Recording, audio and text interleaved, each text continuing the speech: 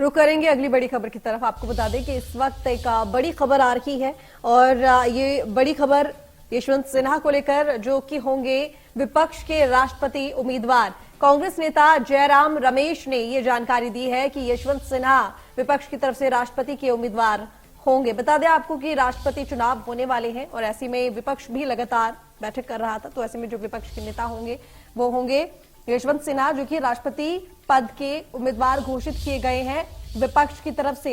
और कांग्रेस नेता जयराम रमेश ने इस बात की जानकारी दी है कि यशवंत सिन्हा विपक्ष के राष्ट्रपति उम्मीदवार होंगे।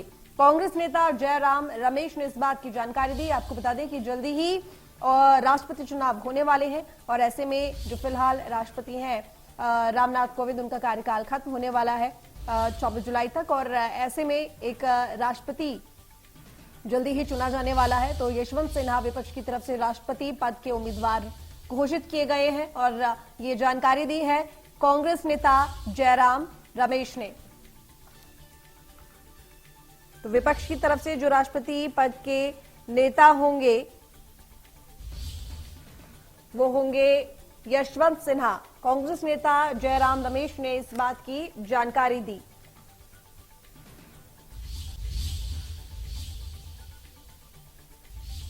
तो बता दें आपको कि राष्ट्रपति चुनाव जल्दी ही होने वाले हैं और जो वर्तमान में राष्ट्रपति हैं रामनाथ कोविंद, उनका कार्यकाल खत्म होने वाला है। ऐसे में एक नया राष्ट्रपति चुना जाने वाला है। तो विपक्ष की तरफ से ऐलान कर दिया गया है कि आखिर उनकी तरफ से राष्ट्रपति पद का प्रत्याशी कौन होगा। तो राष्ट्रपति पद का प्रत्याशी विपक्ष की तरफ से जो होगा वो है यशवंत सिन्हा, और इस बात की जानकारी दी है कांग्रेस नेता जयराम रमेश ने, जिन्होंने ये जानकारी देते हुए बताया कि उनकी तरफ से राष्ट्रपति पद के प्रत्याशी का चुनाव हो चुका है और वो होंगे यशवंत सिन्हा। तो यशवंत सिन्हा जो कि राष्ट्रपति पद के उम्मीदवार घोषित किए गए हैं विपक्ष की तरफ से।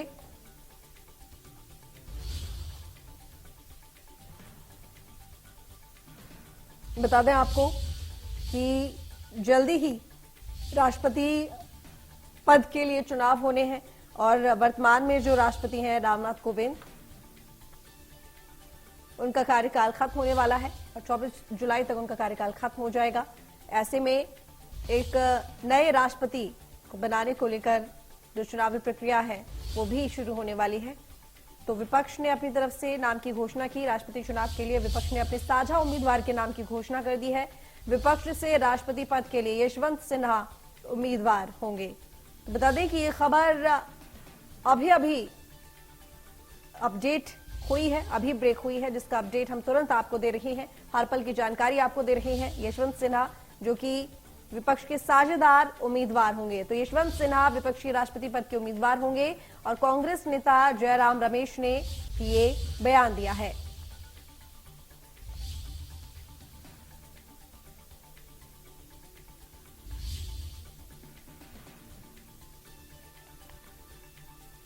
आपको बता दें कि विपक्ष के साझेदार उम्मीदवार राष्ट्रपति पद के यशवंत सिन्हा घोषित किए गए हैं और अभी उन्होंने इस बात की जानकारी दी है।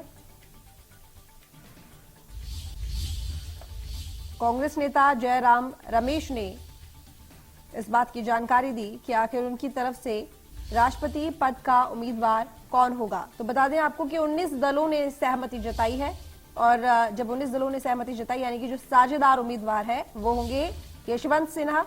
तो सिन्हा के नाम के ऐलान से पहले उन्होंने ट्वीट भी किया था, जिसमें उन्होंने ये लिखा था कि एक बड़े राष्ट्रीय उद्देश्य के लिए मुझे पार्टी से हटकर विपक्षी एकता के लिए काम करना चाहिए और देश के नए राष्ट्रपति का चुनाव 18 जुलाई को होना है, लेकिन राष्ट्रपति पद के उम्मीदवारों पर सभी की नजर बनी हुई है। ऐसे में विपक्ष की ओर से पूर्व केंद्रीय मंत्री यशवंत सिन्हा को राष्ट्रपति कैंडिडेट बना दिया गया है। 27 जून की सुबह 11:30 बजे नॉमिनेशन दाखिल करेंगे यशवंत सिन्हा और मंगलवार को विपक्ष की बैठक में टीएमसी ने यशवंत सिन्हा का नाम आगे बढ़ाया था। तो पॉलिटिकल एडिटर अजीत तो इस वक्त हमारे साथ जुड़े हुए ज्यादा जानकारी के साथ। अजीत, यशवंत सिन्हा जिसको साझेदार उम्मीदवार बनाया गया है विपक्ष की तरफ से, राष्ट्रपति पद के लिए जिनको, और सबसे बड़ी बात ये रही कि देखिए राष्ट्रपति पद के उम्मीदवार के लिए सभी की नजर टिकी हुई थी और काफी समय से इसको लेकर विचार विमर्श भी चल रहा था, बैठकें हो रही थी, लेकिन आखिरकार यशवंत सिन्हा का नाम सामने आया है। देखिए, ये इस बार विपक्ष के लिए एक बड़ी चुनौती बन गई थी किसको कैंडिडेट बनाया जाए। दिल्ली में एक मीटिंग भी हुई थी जिसमें कांग्रेस, ममता बनर्जी और सभी दलों के नेता शामिल हुए थे, लेकिन तब भी उसमें आम सहमति नहीं बन पाई थी। गोपाल गांधी का नाम सामने आया था लेकिन उन्होंने मना कर दिया। उसके बाद विपक्ष ने फारूक अब्दुल्ला से संपर्क किया, जम्मू कश्मीर के पूर्व मुख्यमंत्री हैं, उनको कहा गया लेकिन वो भी तैयार नहीं हुए। तो एक विपक्ष के लिए कहीं ना कहीं एक बड़ी असमंजस की स्थिति हो गई थी कि भाई किसको कैंडिडेट बनाया जाए। लेकिन फिर यशवंत सिन्हा काफी लंबे समय से ममता बनर्जी के संपर्क में हैं, टीएमसी के मेंबर बन गए थे वो।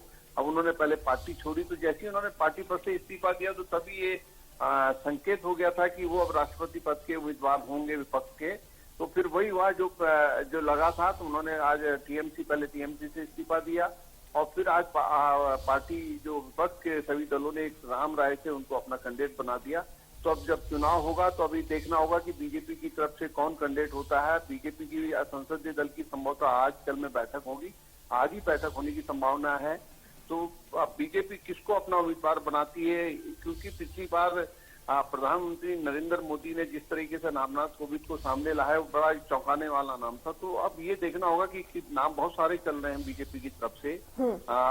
पूर्व गवर्नर हैं, मौजूदा गवर्नर हैं, कई सारे नाम चल रहे हैं। किसी आदिवासी का नाम भी आ रहा है, आरिफ खान मोहम्मद का नाम भी आ रहा है, कई सारे नाम आ रहे हैं। तो अब देखना होगा कि प्रधानमंत्री मोदी और गृह मंत्री अमित शाह, जेपी नड्डा किसके नाम को सामने लाते हैं। एक दो दिन में वो भी पता चल जाएगा।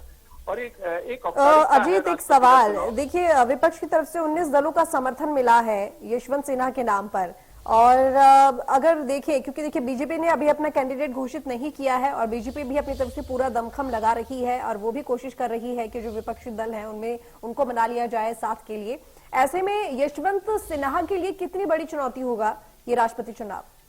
देखिए, इसमें तो मानकर चलिए कि बीजेपी का जो कैंडिडेट होगा वो एक तरफा उसकी जीत होगी। बीजेपी के साथ सहयोगी दल हैं, बीजेडी है, आपका जगन की पार्टी है, तो बीजेपी के पास जो संख्या गणित है बहुत अच्छा है। बीजेपी को कोई दिक्कत नहीं आ रही है चुनाव जीतने में। बीजेपी एक कोशिश करेगी, अगर बीजेपी एक ऐसा नाम लाती है जिसको कि विपक्ष सहमत हो जाता है तो फिर यशवंत सिन्हा अपने को विड्रॉ कर लेंगे। लेकिन मुझे लगता नहीं है कि ऐसा नाम सामने आएगा कि इस पे विपक्ष राजी हो जाए।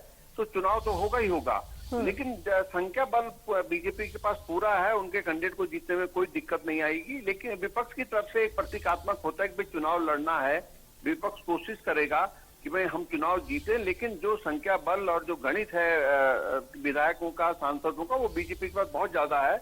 और जो बीजेपी के साथ दल है, बीजेडी है, जगन जो आंध्र की पार्टी, जो मुख्यमंत्री है जगन, उनकी पार्टी है, और टीआरएस है तेलंगाना से, तो वो संख्या बल इतना हो जाता है कि उनका जो बीजेपी का कैंडिडेट है वो आराम से जीत जाएगा। तो इसलिए बीजेपी को कोई चिंता नहीं है। बस ये देखना होगा कि क्या बीजेपी ऐसा कोई नाम सामने लाती है कि जिससे विपक्ष भी सहमत हो जाए और वो अपने कैंडिडेट का नाम विड्रॉ कर ले। तो वो मुझे बहुत ही कम उसके चांस लगते हैं, क्योंकि अमूमन अभी तक जो मैं देखते आया हूँ चुनाव होता ही होता है।